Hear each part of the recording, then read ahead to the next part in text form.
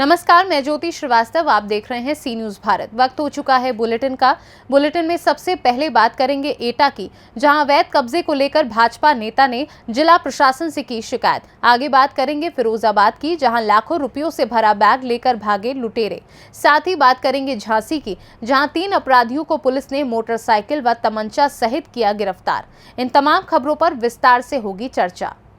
Bharatiya Janata party Yuva Morcha के पूर्व जिलाध्यक्ष सत्येंद्र सिंह जादौन के द्वारा उप जिलाधिकारी जलेसर राम नयन सिंह को प्रार्थना पत्र देते हुए बताया कि जलेसर नगर के मोहल्ला सादात में बरसों पुराना कुआं था, जहां पर हिंदू धर्म के लोग शादी विवाह एवं अन्य समारोह के दौरान कुआं पूजन भी किया करते थे। लेकिन पूर्व की समाजवादी पार्टी की सरकार के दौरान ही मुस्लिम समुदाय के लोगों द्वारा कुएं की बाउंड्री वॉल कराकर अवैध रूप से कब्जा कर लिया है, जिसे शीघ्र ही कब्जा मुक्त कराए जाने की मांग भाजपा नेता सत्येंद्र सिंह जादौन के द्वारा प्रशासन से की गई है। मेरा नाम सत्येंद्र सिंह जादौन है। क्या मामला है? मामला ये है कि ये बदुआ कुआं मोहल्ला सादात पड़ता है। इसमें सपा शासन में कुछ दबंग लोगों ने अवैध कब्जा करते हुए हमारा जो पुराना कुआं था, जो कुआं बाबरी बोलते हैं या प्याऊ थी, पूरा मोहल्ला पानी पिया करता था। सपा शासन में गुंडाराज तो था ही, उसमें कुछ मुसलमान लोगों ने ज़बरदस्ती अवैध कब्जा करते हुए हमारे कुएं की बाउंड्री कर ली और यहाँ दबे कुछ लोग गरीब रहते थे। इन लोगों ने आवाज़ भी उठाई तो इनका मुंह बंद कर दिया। अब बाबा का शासन चल रहा है। हम लोग यहाँ से मोहल्ला तोड़ा में रहते हैं। इन लोगों ने हमसे मिले, कहा भाई हमारी शादी ब्याह होते हैं तो कुआं पर पूजनी होती है, लोग ताला लगा देते हैं और पूजा भी नहीं करने देते हैं। हम लोगों ने इनको आश्वासन दिया कि हम इसकी कार्रवाई करते हुए उच्च अधिकारियों को बताएंगे, माननीय शासन प्रशासन को बताएंगे और अपने कुएं को, अगर इसमें जगह कब्रिस्तान की है तो उन्हें दे दी जाए, हमें कोई दिक्कत नहीं है। लेकिन कब्रिस्तान की जगह है, उसके बाद हमारा प्याऊ कुआं था, दुनिया पानी पीती थी, ये कब्रिस्तान में कब से हो गया? कब्रिस्तान या प्रगट में कोई कुआं तो खोदे नहीं जाते थे। हमारा कुआं निकलवाया जाए, उनकी जगह होगी कब्रिस्तान की, उन्हें दे दी जाए और हमारा जो प्याऊ की जगह है उसे हमारी बाहर कराया, बाउंड्री तुड़वाई जाए तत्काल। ये मैं एटा से सी न्यूज संवाददाता राघवेंद्र अग्रिया की रिपोर्ट। आज तहसील शिकोहाबाद में उस समय हड़कंप मच गया जब थाना खैरगढ़ क्षेत्र के अंतर्गत गांव हमीरपुरा निवासी जय श्री राम ने रजिस्ट्री पर अपने बेटे हरिशंकर के नाम से एक 1200 स्क्वायर फीट जमीन का प्लॉट खरीदा था, जिसका बैनामा कराने वह तहसील शिकोहाबाद में सुरेंद्र एडवोकेट के बस्ते पर पहुंचा, जहां से एक युवक ने 8 लाख से भरा हुआ नोटों से बैग व्यक्ति के हाथ से चढ़कर भाग निकला।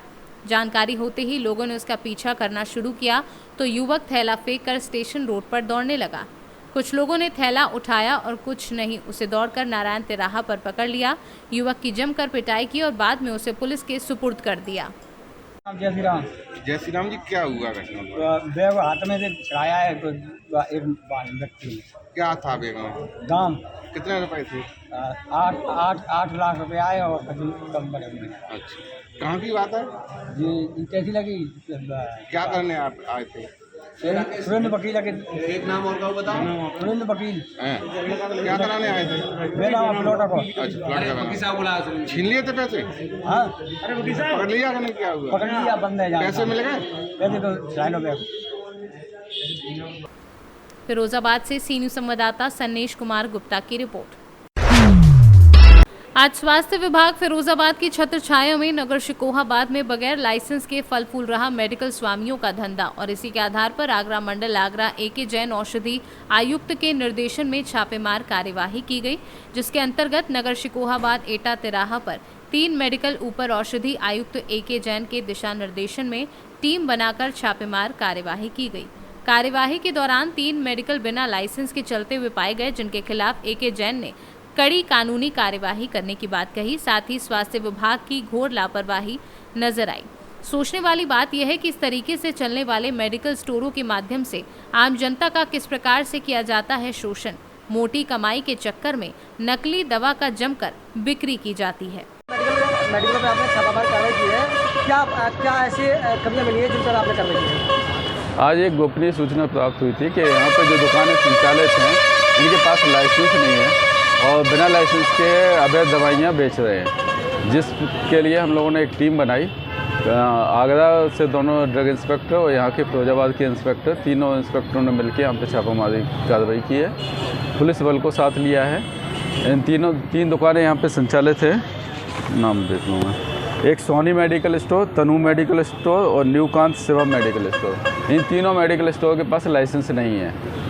तो इस पे सैंपल लिए गए, जो संदिग्ध दवाइयाँ हैं उनके सैंपल लिए गए। बाकी जो अवैध दवाइयाँ जितनी हैं इनका सीजर किया जा रहा है। सीजर करने के बाद इनके ऊपर आगे की कार्रवाई की जाएगी। सर, जो लाइसेंस नहीं थी, इतनी बड़ी जो कार्रवाई अब तक जो लाइसेंस नहीं हो, इतनी बड़ी दुकान चलाई जा रही है, क्यों चलाई जा रही है, किसके आधार पर चलाई जा रही है? ये तो जानकारी अब हुई कि बिना लाइसेंस के संचालित हैं, इसलिए ये कार्रवाई की जा रही है। ऐसे कितने मेडिकल होंगे जो बगैर लाइसेंस के संचालित होंगे सर? इस तरह की कोई सूचना नहीं है कि कोई बिना लाइसेंस का संचालित होगा। सूचना मिलने पर तुरंत कार्रवाई की जाती है। फिरोजाबाद से सी न्यूज संवाददाता सन्नेश कुमार गुप्ता की रिपोर्ट। मऊरानीपुर कोतवाली पुलिस विगत रात्रि गश्त पर थी, तभी वाजपेयी तालाब पर कुछ संदिग्ध लोगों पर नजर पड़ी। नीचे मोटरसाइकिल खड़ी थी। पुलिस टीम के द्वारा घेराबंदी कर तीनों अभियुक्तों को पकड़कर पूछताछ कर तलाशी लेने पर उनके पास से तमंचा व कारतूस बरामद कर थाने ले आए, जिस पर उन्होंने अपने नाम हेमंत खगार उर्फ हेमू पुत्र राजू उर्फ अखिलेश निवासी विजरवाड़ा, सोनू कुशवाहा पुत्र रमेश मोहल्ला बगा, हरि सिंह पुत्र गजराज सिंह मोहल्ला परवारीपुरा थाना मऊ रानीपुर बताया गया है। बता दें कि पकड़े गए अभियुक्तों के पास से 53,300 रुपये नकद, 2 तमंचा, 12 बोर, 1 मोटरसाइकिल सहित तीनों अभियुक्तों पर मुकदमा दर्ज कर जेल भेज दिया है। मऊरानीपुर पुलिस ने 3 अपराधियों को पकड़ा। क्या पूरा मामला, किन घटनाओं अंजाम दिया था? मऊरानीपुर थाने और टोटी फतेहपुर की संयुक्त टीम ने 3 लुटेरों को पकड़ा है, जिनसे पूछताछ में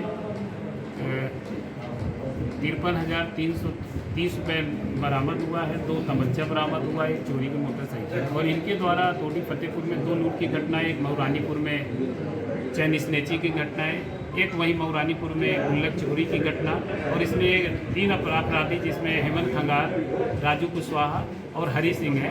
हेमंत खंगार के पर पूर्व में भी क्राइम है और उसने अपने पिताजी के साथ भी एक चोरी की हुई थी पूर्व में। किस तरह से सभी वारदात करते थे बताया कुछ? ये नए लड़के हैं, ये इनके खिलाफ चोरी और लूट के कोई मुकदमा पूर्व नहीं था, तो इन पे पुलिस की नज़र नहीं पड़ पा रही थी। लेकिन जब ये अपने बाप के साथ गया था तो उसी में ये वांछित चल रहा था। तो जब इसको पकड़ा गया तब उसने पूछताछ में बताया कि मैंने ये घटनाएं अपने इन दोस्तों के साथ की है। इन्होंने अपने पूछताछ में कई और सारी चीज़ें बताई हैं, तो पुलिस उस पर भी काम कर रही है, क्योंकि मऊरानीपुर क्षेत्र में काफ़ी घटनाएं हुई थी।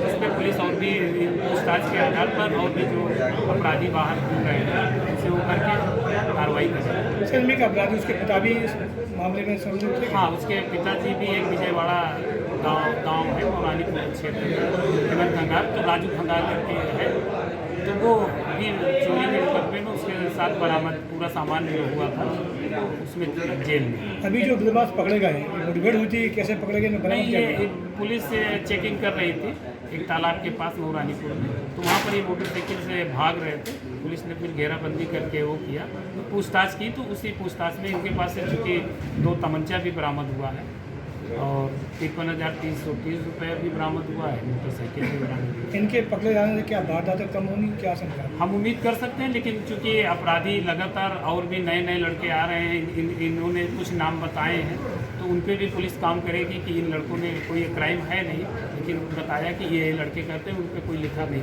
पढ़ी नहीं हुई है, पुलिस के बारे में जानकारी नहीं। लेकिन उन लड़कों की भी तलाश पुलिस करेगी कि वो लड़के कौन हैं, ताकि उन लड़कों को से भी पूछताछ करके आगे कम से कम हम अपराध को रोकने में सफल हो सकें। सर, पकड़े गए बदमाश जेब खर्च के लिए घटना को अंजाम देते थे या घर चलाने? ये ज़्यादातर जेब खर्च के लिए ही करते थे।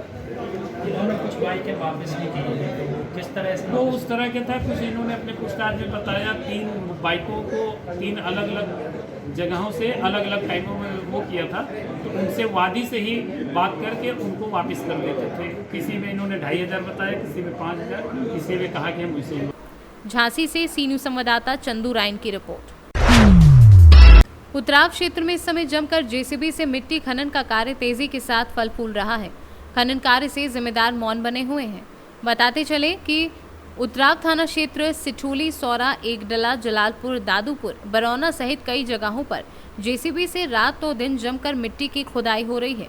एक जेसीबी संचालक ने बताया कि खनन के इस कार्य में थाने पर प्रतिदिन के हिसाब से खनन के लिए पैसे दिए जाते हैं।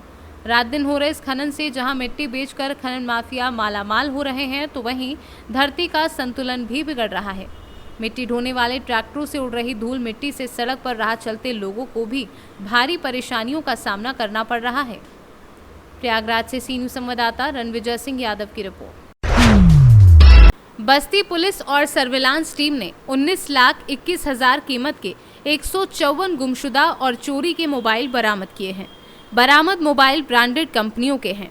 एसपी गोपाल चौधरी ने मोबाइल स्वामियों को अपने कार्यालय पर बुलाकर अपने हाथ से उनके मोबाइल को सुपुर्द किया है। मोबाइल फोन पाकर लोगों के चेहरे पर खुशी साफ तौर पर नजर आई। लोगों ने मोबाइल खोने के बाद पाने की उम्मीद छोड़ दी थी, लेकिन पुलिस के अथक प्रयास से 154 गुमशुदा मोबाइल बरामद कर लोगों के चेहरे पर मुस्कान ला दी है। पुलिस के इस गुड वर्क की लोग तारीफ कर रहे हैं। जिनके मोबाइल गायब होने के बाद मिल गए, वो पुलिस की पूरी टीम को धन्यवाद दे रहे हैं। आज जनपद बस्ती में सर्विलांस टीम ने करीब 154 मोबाइल जो यूजुअली खो जाते हैं या लोग कहीं भूल जाते हैं वो बरामद किए हैं। आज उनके स्वामी को बुलाकर उनको सुपुर्द किया गया है। ये बहुत ही गुड वर्क हुआ है। इस मोबाइल की लगभग कीमत करीब 20 लाख है और इसमें टीम को 10,000 रुपये का पुरस्कार की घोषणा की जाती है। तकरीबन कितने महीने में मोबाइल बरामद हुए? ये हम लोग रेगुलर करते रहते हैं। चुनाव के दृष्टिगत अभी 3-4 महीने का साथ में है, तो 3-4 महीने की जो एप्लीकेशंस थी उन सबको ट्रेस किया गया। हर महीने हम रन कराते हैं कि कोई मोबाइल जो लॉस्ट हो गया वो कहीं रन हुआ है, तो उस हिसाब से 3-4 महीने में जो संयुक्त कार्रवाई हुई है और ये कार्रवाई आगे भी चलती रहेगी। धन्यवाद। बस्ती से सी न्यूज़ संवाददाता शैलेंद्र कुमार की रिपोर्ट। कैमूर जिला रामपुर प्रखंड अंतर्गत अमाव पंचायत के बराव गांव के खेल मैदान में Kaimur trophy night cricket tournament session 4 का आयोजन किया गया, जिसका मुख्य अतिथि घूरा सिंह यादव, प्रखंड प्रमुख रामपुर उप मुखिया सुदर्शन यादव, व्यवस्थापक कपूर चंद यादव द्वारा संयुक्त रूप से दीप प्रज्वलित कर कार्यक्रम का विधिवत उद्घाटन किया गया। इस मैच में कुल 16 टीमों ने भाग लिया। उद्घाटन मैच हुंडरी बनाम वन विभाग चिनारी के बीच खेला गया, जिसमें हुंडरी की टीम विजयी घोषित हुई। इस मौके पर अशोक यादव, कैमूरी अरविंद सिंह, अरुण तिवारी, पूर्व प्रमुख राजेश पासवान आदि सभी सदस्य उपस्थित रहे। कैमूर से सी न्यूज़ संवाददाता राम प्रवेश तिवारी की रिपोर्ट। खबर लखीमपुर से है, जहां धार्मिक स्थल के पास सरयू नदी में आधा दर्जन गौवंशीय पशुओं के कटे सिर मिलने से हड़कंप मच गया है। जेसीबी के सरिया नदी से गौवंशीय पशुओं के सरकटे को निकाला गया है। पुलिस की लापरवाही के चलते इलाके में नहीं थम रही गौकशी की घटना को लेकर स्थानीय लोगों में गुस्सा है। लखीमपुर से सी न्यूज़ संवाददाता राजेश दिवाकर की रिपोर्ट।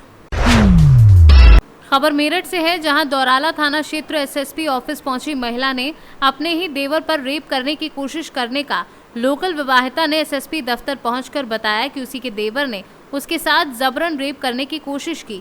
विरोध किया तो मारपीट की गई। इतना ही नहीं, इस बात की सूचना आरोपी के पिता यानी अपने ससुर को दी तो आरोप है कि ससुर ने भी महिला के साथ मारपीट कर दी। पीड़िता ने इस पूरे मामले को लेकर और क्या कुछ बताया है, आइए आपको सुनवाते हैं। चंडीगढ़ में रहता है। उन्होंने मेरा देवर दोपहर को 1:30 बजे जबरदस्ती करने की कोशिश करा। मैंने अपने ससुराल वालों को बताया कि तुम्हारा लड़का मेरे साथ ऐसी ऐसी हरकत कर रहा था, तो उन्होंने बोला घर की बात घर में दब जान दे। मैंने बोला मैं इंसान हूँ, जानवर थोड़ी ना हूँ। फिर उन्होंने सारों ने आपस में सलाह बना के मेरे को जान से मारने की कोशिश करी। मेरे ससुर ने मेरा सर फाड़ दिया। ननद भी थी, ससुर था, सास थी, देवर था। उन्होंने मेरे को जान से मारने की कोशिश करी। उन्होंने सोचा ये अपने आप ही मर जाएगी। ससुर फाड़ के बाहर से दरवाज़ा बंद करके वो बाहर चले गए। इसके बाद मैं दीवार फांद के मैं गई जराले के थाने में। वो मेरी कंप्लेंट नहीं ले रहे थे। इसके बाद में मैंने उनको बोला मेरा मेडिकल करवाओ। वो मेडिकल भी नहीं करा रहे थे मेरा। मैंने ज़बरदस्ती मेडिकल करवाया। मैंने बोला सर आगे क्या कार्रवाई होगी? उन्होंने बोला आगे कार्रवाई कोई नहीं होगी। मैंने बोला ऐसे कैसे कार्रवाई नहीं होगी? मेरी ससुराल ने मेरे को मारा पीटा है। उन्होंने रात मेरे को 3 बजे थाने से निकाल दिया। कहने लगे चाहे तू रोड पे जा, चाहे अपने घर जा, मुझे कोई मतलब नहीं। मुझे अकेले निकाल दिया। पहले भी मार पिटाई करते थे? हाँ जी, पहले भी मार पिटाई करते थे। 7 महीने का मेरा बेटा पेट में था। जब भी उन्होंने मेरे साथ ऐसी ही हरकत करी थी। फिर मैं चंडीगढ़ चली गई थी लड़ाई करके। देवर। मेरठ से सी न्यूज़ संवाददाता नवनीत कुमार की रिपोर्ट। ग्रामीण विकास मंत्री ने विद्युत आपूर्ति प्रमंडल पाकुड़ के क्षेत्र अंतर्गत 33/11 केवी विद्युत शक्ति उपकेंद्र करोड़ों की लागत से बनने वाले फरसा गांव में शिलान्यास किया। विद्युत शक्ति उपकेंद्र का निर्माण लगभग 3 करोड़ की लागत से किया जाएगा, जिसका निर्माण कार्य 9 माह में पूर्ण करने का लक्ष्य रखा गया है। विद्युत शक्ति केंद्र के निर्माण हो जाने से सहबाजपुर फीडर में विद्युत आपूर्ति सुचारू रूप से होगी। साथ ही फरसा, भवानीपुर, सहबाजपुर, इस्लामपुर, जगरहाटी, देवतल्ला, लखनपुर, ककरबोना, सीत पहाड़ी आदि ग्रामीणों को लो वोल्टेज की समस्या से निजात मिलेगी। खुद से हम कम नहीं, ये मेरा आदत है, शायद हम लोग चेहरा भी नहीं जानते होंगे, ये मेरा आदत नहीं है। एजेंसी कौन है हम नहीं जानते। हम सरकार को बोलते हैं, बोले कि विभाग को बोले हैं कि हमारा यहाँ सब स्टेशन बनना चाहिए और सब स्टेशन बनने के लिए 9 महीना का समय हम लिया गया है। हम अभी अपना इस बातों में बोलेंगे 9 से 12 महीने तक टेंडर तैयार हो जाएगा। तो बस इतना ही हम कर सकते। कितना लागत है वो भी हम आपको फाइनल नहीं बता पाएंगे, विभाग के लोग बता पाएंगे। मेरा सब ये है कि हम जिसका जिम्मा लिए हैं वो सब स्टेशन बनकर जनता के बीच में बिजली के राहत मिले, उस प्रयास। पाकुड़ से सीनू संवाददाता अभिषेक तिवारी की रिपोर्ट। फिलहाल इस बुलेटिन में बस इतना ही। देश दुनिया की बाकी खबरों को जानने के लिए आप देखते रहिए सी न्यूज़ भारत।